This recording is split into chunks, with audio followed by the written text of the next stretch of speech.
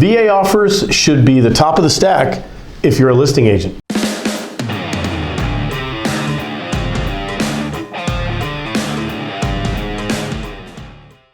Martin Taggart Team Real Estate, powered by the grenade that is EXP. Do you like that? The grenade. Grenade. The nuclear warhead that is EXP. Okay, so there's several different ways that somebody can buy a home. Mm-hmm. They can buy it with cash if they're you. What do you got in your bank account now? Overdraft fees? What if you printed and put in your bank account in the last 36 hours? That's way different. Okay. So then aside from that, there's conventional. Mm-hmm. Everybody knows what that looks like. And to qualify for a conventional loan, a home has to have a roof and a working bathroom. Yep, that's it. Then you've got FHA, which is mistakenly understood of as first-time home buyers, which is just because there's an F and people just don't. Yep. And then you have VA, which are for those men and women that have done such a great job in their military service, and they're qualified to get some special options. Mm-hmm. So that having been said, Adam, why do you think a VA loan should be considered right up there with cash? So a VA loan it's guaranteed by the VA. It's something where if we put it through underwriting and they qualify and we've eliminated all the potential red flags or deal killers, the VA underwriting guidelines are some of the most lenient and in the favor of the borrower than any other loan type. Huh.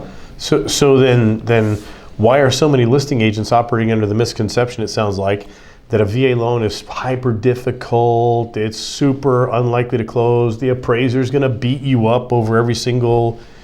Why do they have that attitude about that? I think the biggest thing is that appraisal. They think that the VA appraisal will pick apart the house, that will cause the deal to fall through. That's simply not true. They're still going to do a normal appraisal where they will look for anything that is broken or hazardous or anything that's puts the borrower's health and safety in jeopardy, just like they would on any other appraisal. So back in the past, if there was something called out on an FHA or VA appraisal, the seller had to do it. Do those repairs or upgrades or issues with maintenance, do they have to be addressed by the seller, or can they be addressed by the buyer? So it all comes down to negotiation. So if the appraiser does flag it and puts it subject to those repairs being done, mm-hmm. They do have to be addressed one way or the other. It kind of goes back to negotiations where it doesn't 100% always fall on the seller to pay for those repairs. Right. It can be put on the buyer in order for the transaction to be moved forward. I'm still kind of at a loss why so many agents. Okay, well, I guess some statistics, right? So if you're watching this, it might interest you to know that 50% of the agents in our board of realtors will never sell a home, and 50% of the listings at any given time on our MLS represent the first and only sale that realtor will ever participate in. I did not know that. True story. So I think it's a lot of undereducated, undertrained, undercoached realtors having undervalued communication with their sellers. Mm-hmm. Yeah, I think there's just a common misconception that cash and conventional is king. There's just so many other different loan types out there, such as the VA, that really makes it easier to get through the underwriting and less likely for a red flag or deal killer to pop up, and that's what the VA offers. So VA is a really sweet vehicle that folks should consider seriously at the top of the heap. Yes, okay, absolutely. So let's go with a pro tip. How do you feel about offers written based on Bitcoin? Mixed feelings. So it's a question that we're starting to get more and more.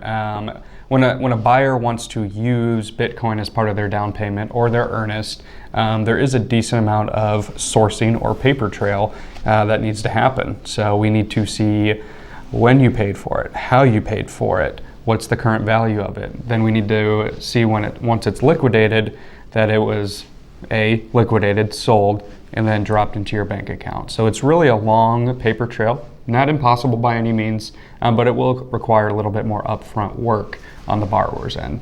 We have buyers that oftentimes want to do what Adam was talking about, use their Bitcoin as a component of their down payment or as a component of some part of the transaction, or maybe even if it's a secured loan, use the Bitcoin as the security, or the digital coin as a security.